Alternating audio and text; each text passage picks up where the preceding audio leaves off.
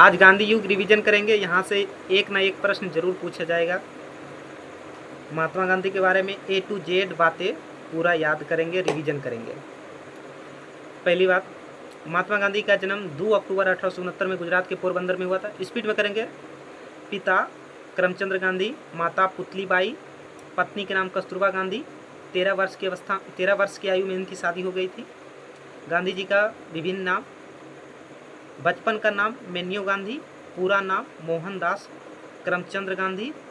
अब महात्मा गांधी को महात्मा की उपाधि रविन्द्रनाथ टैगोर ने दी थी, रविन्द्रनाथ टैगोर ने दिया था। One man boundary force, lord Mountbatten, one man boundary force. Mahatma Gandhi को अर्धनंगन फकीर फ्रैंक मोरिस और विंस्टन चर्चिल। राष्ट्रपिता महात्मा गांधी को किसने कहा था? सुभाष चंद्र बोस जी ने कहा था। मलंग बाबा खान अब्दुल गफ्फार खान, गांधी जी को मलंग बाबा खान अब्दुल गफ्फार खान। महात्मा गांधी की शिक्षा, प्रारंभिक शिक्षा राजकोट के अल्फ्रेड हाई स्कूल से, उच्च शिक्षा भावनगर के सामलदास कॉलेज। 19 वर्ष की अवस्था में, ये सब उतना इम्पोर्टेंट नहीं है, लेकिन जहाँ जहाँ इम्पोर्टेंट है वहाँ हम हाईलाइट करेंगे।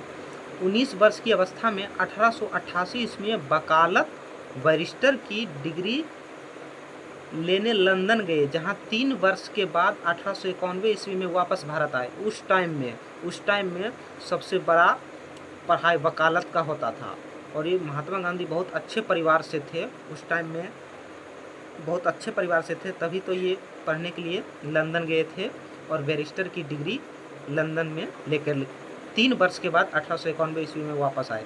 गांधी जी के 4 बेटे हरीलाल, मनीलाल, रामदास, देवदास। दक्षिण अफ्रीका में गांधी जी 1893 में गांधी जी गुजराती व्यापारी दादा अब्दुल्ला के केस लड़ने दक्षिण अफ्रीका गए।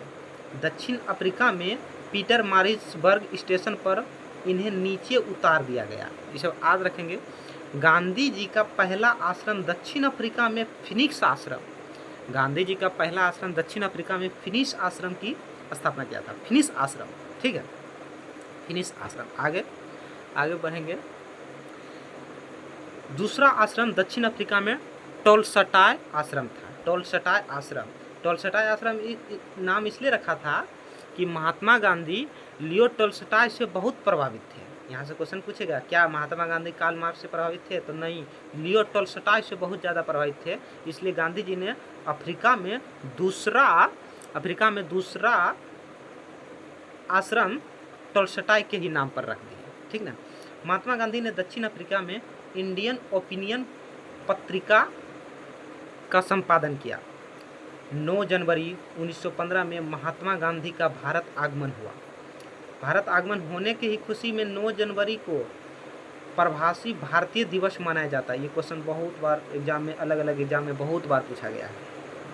चंपारण सत्याग्रह, अप्रैल 1917 में, यानी कि 10 अप्रैल 1917 में गांधी जी ने अपना पहला सत्याग्रह दक्षिण अफ्रीका में किया था। बहुत लोग यहाँ कंफ्यूज हो जाते हैं कि बोलेगा कि गांधी जी ने सत्याग्रह का सबसे पहला प्रयोग कहाँ किया था, तो बहुत लोग चंपारण सत्याग्रह बात करता है। गांधी जी ने अपना पहला सत्याग्रह तो दक्षिण अफ्रीका में। अब भारत में गांधी जी का पहला सत्याग्रह चंपारण सत्याग्रह है ना, तो यहाँ कंफ्यूज नहीं होना। गांधी जी को राजकुमार शुक्ल ने चंपारण लाया था, इन्हीं के कहने पर आए थे। चंपारण में नील की खेती के लिए 3 कठिया पद्धति 3/20 का प्रचलन था, यानी कि 20 कट्ठा में 3 कट्ठा नील की खेती करना अनिवार्य था। चंपारण सत्याग्रह में भाग लेने वाले राजेंद्र प्रसाद जी, जेबी कृपलानी, ब्रजकिशोर प्रसाद इत्यादि थे, बहुत सारे थे। ये सब प्रमुख नेता हैं। चंपारण सत्याग्रह के दौरान दूध में जहर देकर मारने का प्रयास किया था। उन्हें बत्तख मियाँ ने बचाया। बिहार के उपराज्यपाल एडवर्ड गेट ने 3 कठिया पद्धति के जांच के लिए चंपारण एक्टोरियन कमेटी की गठन किया। जिसके अध्यक्ष FG सलाई, ये बीपीएससी में पूछा है, बीपीएससी में। इस कमेटी के अनुशंसा पर 3 कठिया पद्धति समाप्त किया गया। चंपारण सत्याग्रह की सफलता पर रविन्द्रनाथ टैगोर ने इन्हें महात्मा की उपाधि दिया। तो अभी महात्मा गांधी के बारे में कुछ बोले थे कि महात्मा गांधी को महात्मा की उपाधि किसने दिया था, तो रविन्द्रनाथ टैगोर ने। चंपारण सत्याग्रह जब सफल हो गया था तब रविन्द्रनाथ टैगोर ने महात्मा गांधी जी को महात्मा की उपाधि दिया था। अहमदाबाद सत्याग्रह 1918, फरवरी 1918 भारत में गांधी का दूसरा सत्याग्रह था। यह गांधी का पहला गैर कृषक मजदूर के लिए सत्याग्रह था, मजदूर के लिए सत्याग्रह था। इस सत्याग्रह में गांधी जी ने पहली बार भारत में उपवास हड़ताल का प्रयोग किया था। गांधी जी का यही सबसे बड़ा हथियार था। गांधी जी लड़ाई उड़ाई की बात नहीं करते थे, गांधी जी का एक ही हथियार था, उपवास हड़ताल। नहीं खाए पिएंगे, हड़ताल करेंगे, आप कपड़ा नहीं पहनेंगे विदेशी का, यही सब इसका हथियार था। गांधी जी लड़ाई की बात नहीं करते हैं ज़्यादा।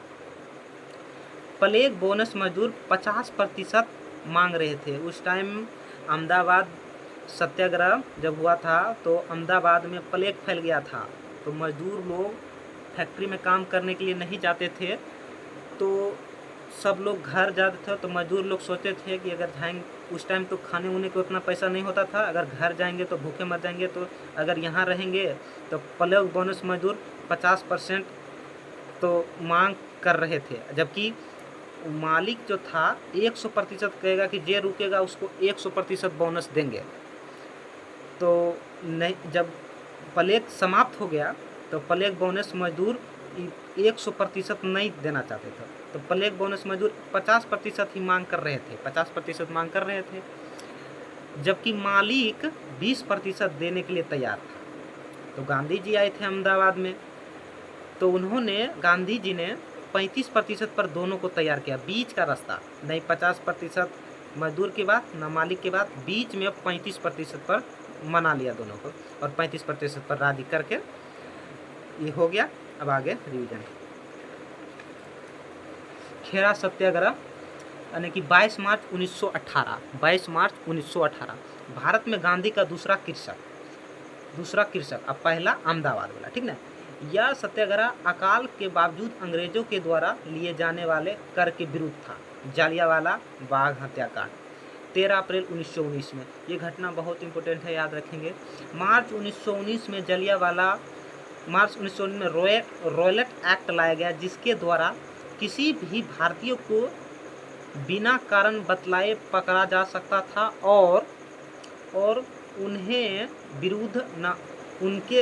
इसके विरुद्ध न अपील, न वकील, न दलील की बात की गई। रॉयलेट एक्ट को काला कानून कहा, इन्हें कहा, महात्मा गांधी जी ने रॉयलेट एक्ट को काला कानून कहा था। पंजाब में डॉक्टर सत्यपाल और सैफुद्दीन खिसलू को गिरफ्तार कर जनरल ओडायर ने नेतृत्व में सैनिक शासन लागू किया गया। 13 अप्रैल 1919 में जालियांवाला बाग, अमृतसर, पंजाब में जनरल रेजिनाल्ड आर डायर गोली चलवाया, जिसमें 1000 निर्दोष भारतीयों की हत्या हुआ। कहीं बहुत जगह बहुत आंकड़ा दिया रहता है। जालियांवाला बाग हत्याकांड के विरोध में रविन्द्रनाथ टैगोर ने अपनी नाइटहुड की उपाधि त्याग दी। जालियांवाला हत्याकांड में रविन्द्रनाथ टैगोर ने अपनी नाइटहुड की उपाधि त्याग दिया। वायसराय की कार्यकारिणी परिषद शंकरन नायर ने इस्तीफा दे दिया। अंग्रेजों की इसी गलती को महात्मा गांधी ने हिमालय जैसी भूल बोलेगा। महात्मा गांधी ने अंग्रेज को किस गलती को हिमालय जैसी भूल बताई थी, तो जालियांवाला बाग हत्याकांड। जालियांवाला बाग हत्याकांड की जांच के लिए हंटर कमीशन का गठन किया गया। लकवाग्रस्त होकर 1927 ईस्वी में आर डायर की मृत्यु हो गई, जिन्होंने गोली चलाने का आदेश दिया था। उधम सिंह अपन पूरे परिवार को खो दिया था। उसी के गुस्सा के चलते 1940 ईस्वी में लंदन में जनरल ओडायर की हत्या किया। उधम सिंह को लंदन में पिंटविले जेल में फांसी दे दी गई। उधम सिंह को पूरा गांधी रिवीजन करना है, ऐसे पहले किए हैं लेकिन फिर से करिएगा, एग्जाम के टाइम ही नज़दीक है। खिलाफत आंदोलन, खिलाफत आंदोलन दिखाई पड़ रहा है। खिलाफत आंदोलन तुर्की के धर्म गुरु खलीफा के बचाने के लिए खिलाफत आंदोलन भारत में चालू किया गया। खिलाफत आंदोलन के नेता थे अली बंधु सैयद अली और मोहम्मद अली ने किया था। ये दोनों भाई था, इसलिए दोनों का नाम रख दिया अली बंधु। सैयद अली और मोहम्मद अली ने किया। 1919 में अखिल भारतीय कमेटी की अध्यक्षता महात्मा गांधी जी ने किया। असहयोग आंदोलन, असहयोग आंदोलन, असहयोग आंदोलन यह भारत का पहला जन आंदोलन था। भारत का पहला जन आंदोलन था। 1 अगस्त 1920 को बाल गंगाधर तिलक की मृत्यु के साथ असहयोग आंदोलन के प्रारंभ में ही बाल गंगाधर तिलक जी का मृत्यु हो गया था। असहयोग आंदोलन के प्रारंभ हुए इसमें तिलक स्वराज भंड की स्थापना किया गया। इसमें 1 वर्ष में स्वराज प्राप्ति का लक्ष्य रखा गया। स्वराज प्राप्ति का लक्ष्य रखा गया। दिसंबर 1920 के नागपुर अधिवेशन की अध्यक्षता असहयोग आंदोलन का प्रस्ताव पारित हुआ, जिसके अध्यक्ष थे विजय राघवाचार्य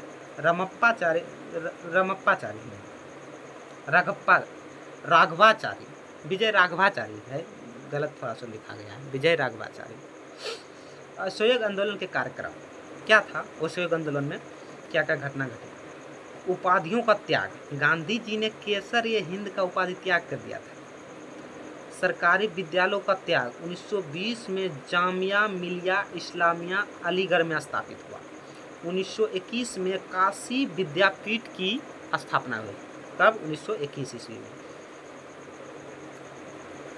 1921 में बिहार विद्यापीठ की स्थापना हुई, जिसके संस्थापक और कुलपति मौलाना मजहरुल हक थे और इसका उद्घाटन महात्मा गांधी ने किया था। ये सब बिहार स्पेशल के क्वेश्चन है, ये सब बिहार स्पेशल में पूछता है।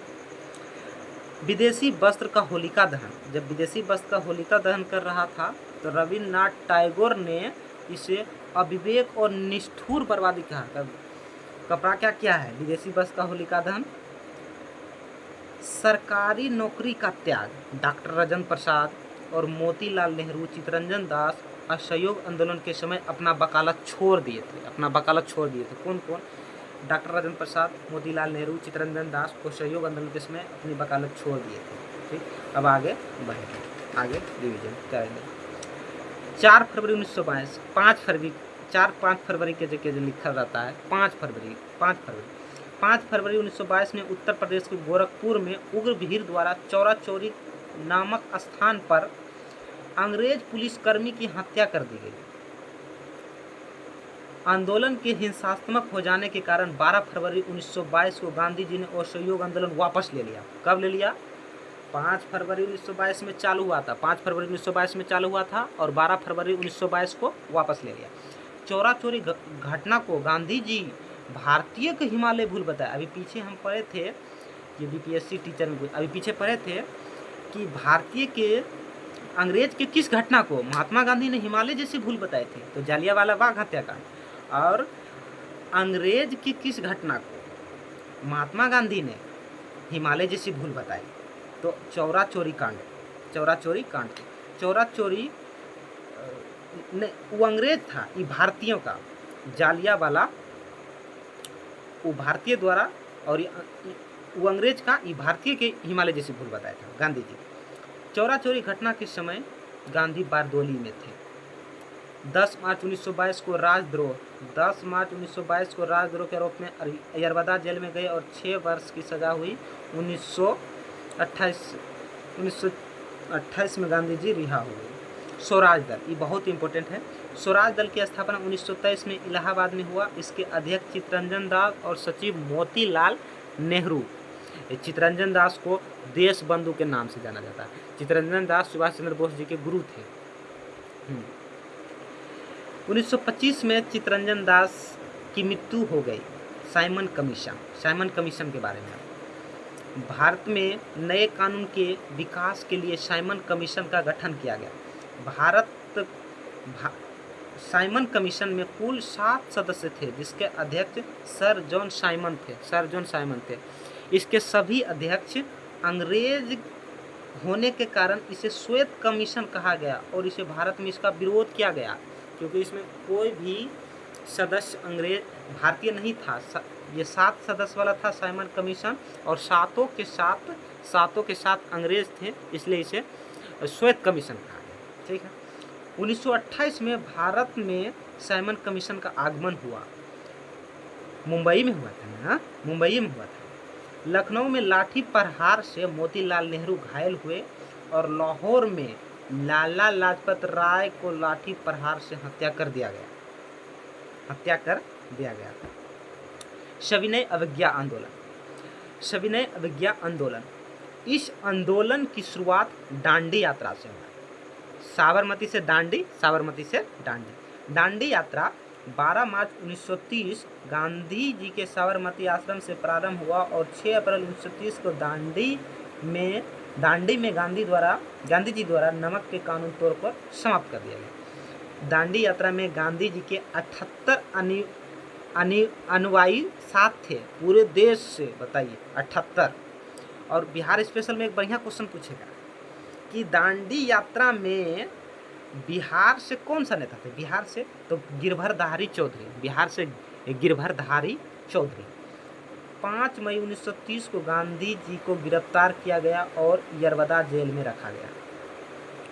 उत्तर पश्चिम प्रांत में आंदोलन का नेतृत्व खान अब्दुल गफ्फार खान, इसे सीमांत गांधी भी कहा जाता है, फ्रंटियर गांधी भी कहा जाता है, इसे याद रखें। सरोजनी नायडू के नेतृत्व में गुजरात के धरसना में नमक के गोदाम पर हमला किया गया। बहुत बढ़िया था। 5 मार्च 1931 में गांधी जी और इरविन के बीच दिल्ली समझौता हुआ, जिसके द्वारा सविनय अवज्ञा आंदोलन समाप्त हुआ।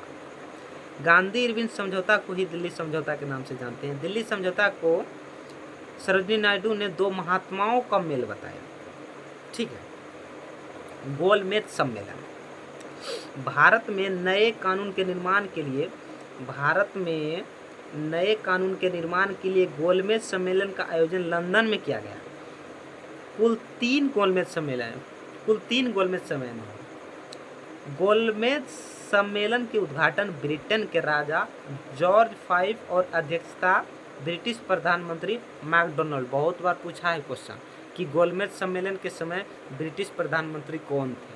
तो मैकडोनाल्ड। अगला रिवीजन करेंगे। भीमराव अंबेडकर ने तीनों गोलमेज सम्मेलन में भाग लिया था। भीमराव अंबेडकर तीनों गोलमेज सम्मेलन में भाग लिए थे। प्रथम गोलमेज सम्मेलन नवंबर 1930 से जनवरी 1931। ठीक। कांग्रेस की ओर से कोई भी प्रतिनिधि भाग नहीं लिया प्रथम गोलमेज सम्मेलन में। मुस्लिम लीग की ओर से आगा खान और मोहम्मद अली जिन्ना, दलित की ओर से भीमराव अंबेडकर, हिंदू सभा से जयकर, उदारवादी से तेज बहादुर सप्रू, सिख से उज्जवल सिंह, ईसाई से केटी पॉल, इसे भाग लिए थे। इस समय भारत का वायसराय लॉर्ड इरविन थे। 29 से 31 कार्यकाल इरविन का है तो होगा। हाँ, तो इस समय वायसराय इरविन। द्वितीय गोलमेज सम्मेलन बोलेगा महात्मा गांधी किस गोलमेज सम्मेलन में भाग लिया था? दूसरे में भाग लिया था। द्वितीय गोलमेज सम्मेलन में कांग्रेस भाग लिया था। कांग्रेस की ओर से महात्मा गांधी ने भाग लिया। दलितों के लिए पृथक निर्वाचन के मुद्दे पर द्वितीय गोलमेज सम्मेलन असफल रहा। 16 अगस्त 1932 को मैकडोनाल्ड ने सांप्रदायिक पहचान के कारण दलितों के लिए पृथक निर्वाचन की घोषणा किया। गांधी जी और अंबेडकर के बीच 1932 में पूना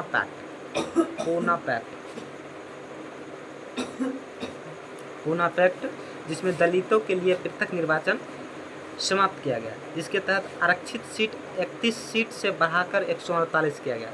71 सीट से बढ़ाकर 148 किया गया। 71 सीट से बढ़ाकर 148 71 सीट से बढ़ाकर कितना? 148। तृतीय गोलमेज सम्मेलन नवंबर 1932 से दिसंबर 1932। कांग्रेस भाग नहीं लिया। 1935 कांग्रेस तृतीय गोलमेज सम्मेलन में कांग्रेस भाग नहीं लिया। 1935 में भारत शासन अधिनियम पारित हुआ। द्वितीय विश्व युद्ध 1939-45। लिनलिथगो ने भारत में युद्ध रत राष्ट्र घोषित किया। 8 अगस्त 1940 को लिनलिथगो ने अगस्त प्रस्ताव लाया, जिसमें भारत को डोमिनियन स्टेट की दर्जा देने की बात कहा। पाकिस्तान की मांग। पाकिस्तान शब्द कैम्ब्रिज विश्वविद्यालय के छात्र रहमत अली चौधरी के द्वारा दिया गया था। पाकिस्तान की मांग प्रस्ताव 1940 में मुस्लिम लीग के लाहौर अधिवेशन में पारित हुआ। पाकिस्तान के मांग का प्रारंभ हयात खान ने तैयार किया था, हयात खान, और इसे फजलुल हक ने प्रस्तुत किया। इस बैठक की अध्यक्षता मोहम्मद अली जिन्ना ने किया था। व्यक्तिगत सत्याग्रह। अगस्त प्रस्ताव की असफलता से 1940 में व्यक्तिगत सत्याग्रह प्रारंभ हुआ। पहला व्यक्तिगत सत्याग्रह विनोबा भावे थे। विनोबा भावे पवनार आश्रम से, जो कि महाराष्ट्र में स्थित है। दूसरा सत्याग्रही जवाहरलाल नेहरू। तीसरा सत्याग्रही ब्रह्मदत्त। बोलेगा प्रथम महिला सत्याग्रही सरोजिनी नायडू, एकमात्र महिला। भारत छोड़ो आंदोलन। क्रिप्स मिशन की असफलता से भारत छोड़ो आंदोलन प्रारंभ हुआ।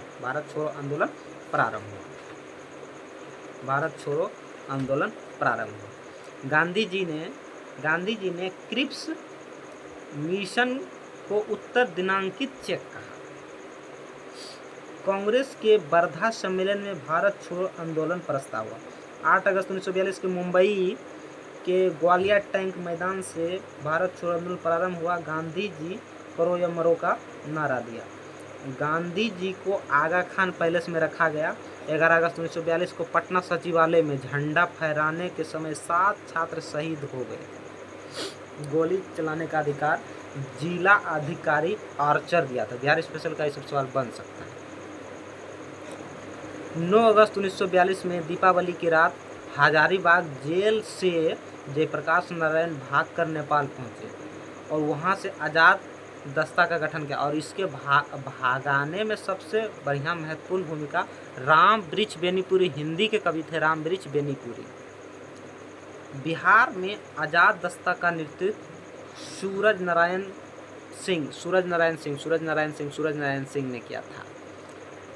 रेडियो संचार गुप्त संचालन उषा मेहता ने किया। बलिया में चित्तू पांडे का नेतृत्व में समांतर सरकार का गठन हुआ। महात्मा गांधी जी द गांधी युग फिनिश द एंड, यहाँ से एक आने का प्रश्न रहेगा। पूरा गांधी युग पढ़ लेंगे। अब अगला में वायसराय गवर्नर जनरल है, या दूसरा वीडियो में बनाएंगे।